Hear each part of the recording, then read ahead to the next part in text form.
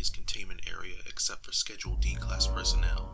Any activity that must be performed within SCP-743's containment area must be performed remotely by robot. SCP-743 is to be kept in a Level 4 carbide steel secure container, 1.5 meters by 75 centimeters by 75 centimeters, no less than 5 centimeters thick. This container will itself be kept in a Level 4 secure room, 10 meters by 10 meters, with enhanced hard metal lining. A full array of redundant sensors within the container will remain trained on SCP-743. Another array of sensors will monitor the container for any signs of breach. Audio, video, and data feeds from all arrays will pass to a control room manned at all times by at least 2 personnel. Any abnormal or aggressive activity by SCP-743 must immediately be reported to Level 4 personnel. Housing for 24 D-Class personnel, designated Housing Unit 743 or HU-743, must be set up adjacent to SCP-743's containment area. At the first of each month, D-Class personnel who are scheduled to be terminated must instead be moved into HU-743, enough to fill the housing to capacity. If at any time fewer than 8 D-Class personnel are residing within HU-743, at least 16 D-Class personnel are to be immediately transferred. In case of containment breach, all D-Class personnel housed in HU-743 are to be immediately exposed to SCP-743. Keter-class recontainment protocols apply.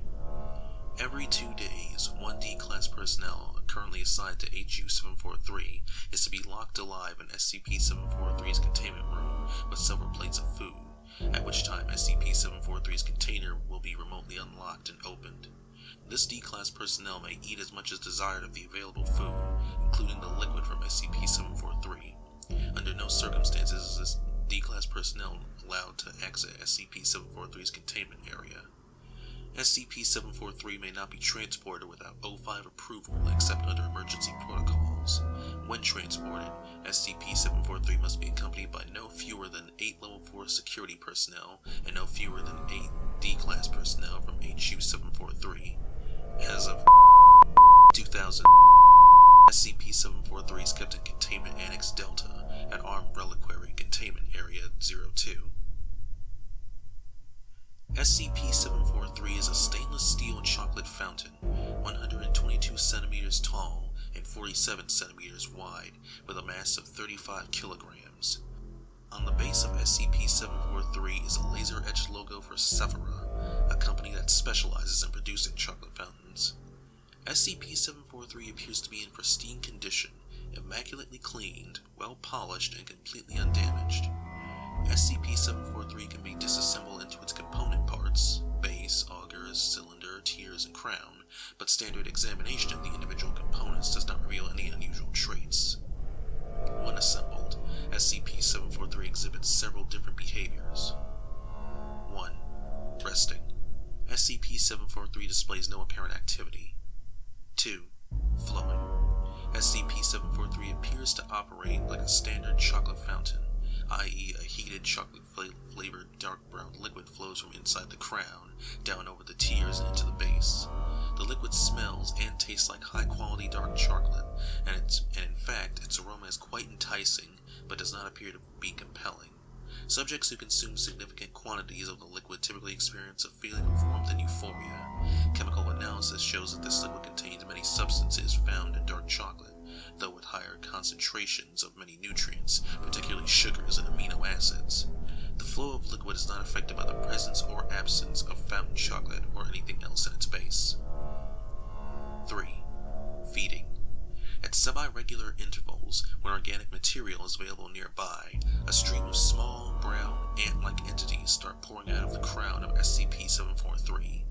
These ants, which can number in the millions, swarm over available animal, plant, and fungal material, cut small pieces of these materials off with their pincers, and carry these chunks into SCP-743's base. SCP-743 seems to prefer consuming live humans, particularly those who have also consumed SCP-743's liquid, but will also consume live animals, dead humans and animals, plants, fungi, and even some processed animal and plant material, e.g. leather, cotton, clothing, and paper. These ants have been known to travel more than kilometers round trip, bringing a carcass piece by piece back to SCP-743. 4. Hunting. If sufficient organic material is not readily available to SCP-743, different types of arthropoid entities start to emerge from SCP-743's crown. Many of these entities resemble known arthropods, particularly insects and arachnids, but a large number resemble no known species of arthropod or other animal. These arthropoids, which are always the same color as SCP-743's liquid, are usually specialized for a particular task. Types of arthropoids that have been observed include small winged insectoids used for scouting, observation, and reconnaissance, insectoids that can bore through most materials, including steel and titanium, although individuals can only bore out small amounts of the hardest substances before expiring. A seemingly endless stream of insectoids from SCP-743 will eventually bore clear through, and larger, more aggressive insectoids and arachnids used to hunt down prey in a manner similar to instances of SCP-2031. Again, individually they are nothing more than a nuisance, but SCP-743 has been known to produce swarms of aggressive arthropoids numbering in the billions, more than enough to... 5. Maintaining. SCP-743 has been known to use arthropoids to clean and polish itself, repair dents, scratches, holes, and nicks, and even put itself back together when disassembled. SCP-743 doesn't need to be turned on to start flowing, but it can change the positions of its controls by itself. Although the arthropoids that emerge from SCP-743 are significantly stronger than their normal counterparts, they are not significantly tougher. Stomping an individual arthropoid with a heavy boot will usually be sufficient enough to kill it, at which time it will fall apart into a drop or puddle of SCP-743's liquid and quickly evaporate, its enticing aroma lingering. However, arthropoids from SCP-743 are almost never encountered alone. It is not yet known how the arthropoids communicate with each other, or even if they are individual consciousnesses or part of a collective mind. It is also not yet known who or what controls the arthropoids, if anything, where the organic matter taken into SCP-743's base goes, how SCP-743 can produce a seemingly endless supply of liquid and arthropoids, or where all that liquid comes from. SCP-743 does not appear to be invulnerable. However, it is highly resistant to both damage and will employ its arthropoid army as an active defense system. It is theorized that SCP-743 can be destroyed using... However, due to the apparent extra-dimensional characteristics of SCP-743, coupled with its inherent resistance to damage, no termination testing can be performed on SCP-743 without O5 authorization. Note: due to the nature of SCP-743, it is difficult to study the source of its abilities. No one can get close to it without risking being eaten. Our instruments don't last longer than a few minutes before being shredded by 743's bugs. Probes sent into 743 can't see anything but brown, and the liquid evaporates so quickly that most of what we know of it comes from analysis of its gaseous phase. What we do know is that SCP-743 is dangerous.